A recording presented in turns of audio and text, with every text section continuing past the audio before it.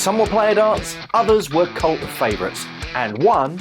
I heard they started from a sketch from a 5-year-old. He came home from school and he'd used some crayons or whatever, and it was this really sort of bumpy dart, and he's like, Dad, look what I've drawn. I really like the shape, so I thought, I can make him a set of those and just show him just to keep his interest going. What do a 5-year-old's doodle, a world title, and a chunky barrel that reminds me of my dad's old darts all have in common? They're all inspired by these. The 6 darts that make up Red Dragon's 50th anniversary classic range. Now this isn't just a trip down memory lane, it's a proper revival of some of the most beloved shapes and designs from Red Dragon's early days. Re-released and packed in a very cool retro style packaging. Are they limited edition, or do you think they're going to become part of the range? At the moment, limited edition. Chunky Stumpy. Now these chunky barrels but smooth barrels remind me a lot of the kind of darts my dad used to throw. His were unicorn, but you kind of get the point. Simple, minimal grip, but surprisingly effective.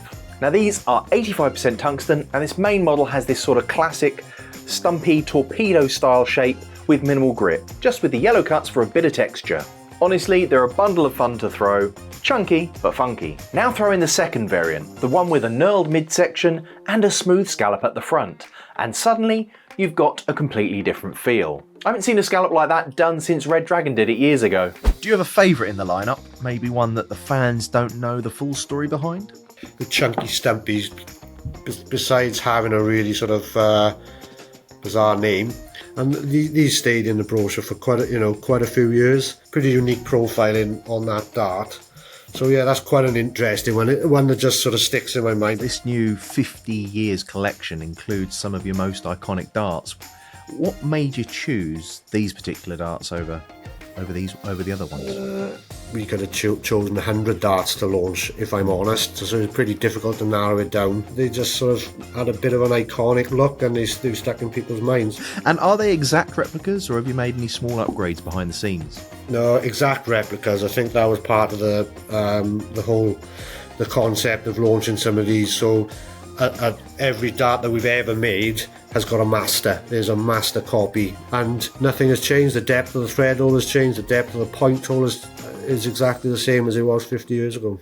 Penetrator. Now these were player darts. Scott Waits and Dean Winstanley have used these darts. They were huge back then and still get asked for now. Throwing these took me right back to the early days of my darting journey. The rounded nose, it's got that iconic feel. If you want a bit more bite, the second version adds extra grip, but both share that unmistakable silhouette and throw. Let us know which of these classics you've owned, thrown, or attempted to pick up. Torpedo Two. Red Dragon call this the most front-weighted dart they've ever made, and you can see why. There's a real taper at the back, and that chunky front means it just launches into the board. They don't mess about, they're big, bold, and surprisingly accurate. Even though the size means you'll sacrifice some space in the bed, the control and feel through the throw more than make up for it. The way the dart pulls down and settles in the board, it's weirdly satisfying. It's sort of like it completes the throw for you. It was my favourite to test, to be honest. Head of manufacturer over in Kenya who's worked for the company longer than me, he said, I have made so many thousands and thousands of that dart. He said, just for nostalgia, you please bring it back just to put it in there. Shockwave. Now this one has the best backstory. The Shockwave was actually designed by Lee Huxtable's 5-year-old son. And now, one for me that really stands out is the Shockwave. I heard they started from a sketch from a 5-year-old.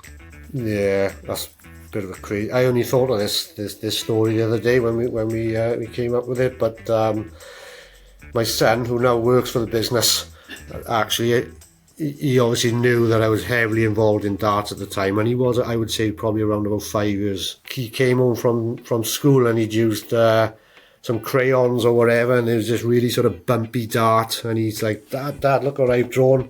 And it was just like full of colours and everything, and I really liked the shape, so I thought, I can make him a set of those and just show him to keep his interest going. And when we actually held it, I mean, the sort of it sort of worked. No matter where you held the dart, whether it's front, back, or whatever, it just felt really nice. Yeah, he's pretty proud of that fact. And he's probably the youngest ever dart designer, I would imagine. For something that came from a child's imagination, it's really impressive. It's got these rainbow-coloured wavy bumps running down the whole thing. Visually loud, but also practical. There are multiple places for you to rest your finger and thumb, and it sits beautifully in there as a reference point. However, if you like the ball kind of feeling, you can also hold on top of those ball segments all the way down the barrel. So whether it's the ball-like hold or a more scalloped push point, you've got multiple options. Throwing it feels smooth, but with just enough grip that you get that powerful release, partly because of that push point. And the look still turns heads. What do you think has helped the brand stay relevant for 5 decades, especially in such a fast-changing sport? Recognising what a dart player wants and moving with the times, really. 50 years down, what's next for Red Dragon? Really excited to be sort of moving for the times, with the time, helping to develop players, growing the game of darts, growing the darts community. Dart fans who just sort of watch the sport on, at the top level. The grassroots game is equally important, if not more so, to the Red Dragon brand than anything, because we know that your future superstars, etc., those, that's where they come from. Even in the next 50 years, I think that will be always be a big focus to us, and hopefully we'll have a lot more world champions to go with it. And if you guys want to get hold of some of the new Red Dragon range, where can they get them, Lee? Dartshopper. Thanks very much. This 50th anniversary classic range shows how much Red Dragon has meant to different generations of players. And that's what makes this drop feel special. It's not about flashy new tech, it's about heritage, personality, and a celebration of what darts used to feel like.